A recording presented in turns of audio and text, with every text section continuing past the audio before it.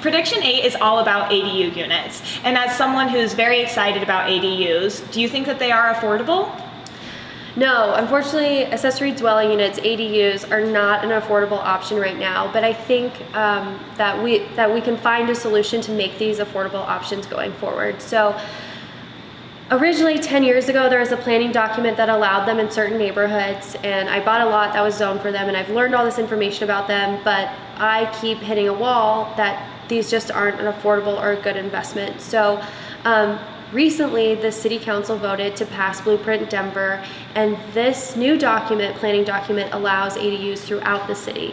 And so I think that now that everyone is going to be working on this issue together, we can find affordable options, and the city is really going to have to do their work to streamline this process to make it more affordable for people. The implementation of the Blueprint Denver and ADUs throughout the city, it's going to start by individuals can ask for variances. If you want to build and you're not in an ADU zoned area, you can seek a variance from the city, and it's a long process and it's pretty labor intensive. Probably you're looking at about a year to get a variance.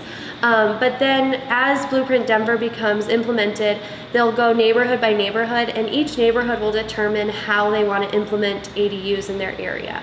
And so each neighborhood under Blueprint Denver is accountable to accommodating density in their neighborhood. So it's just not one neighborhood that has to accommodate for them. Everyone has to accommodate density in their neighborhood. So we'll see how it gets implemented. I think that it's a really exciting thing that's coming to our city, and Denver has always been on the cutting edge, whether it's marijuana or mushrooms or ADUs. And so, I think we're going to work this problem out. We haven't solved it yet, and it's going to take some time, but I think ADUs are in our future, and we'll crack the code.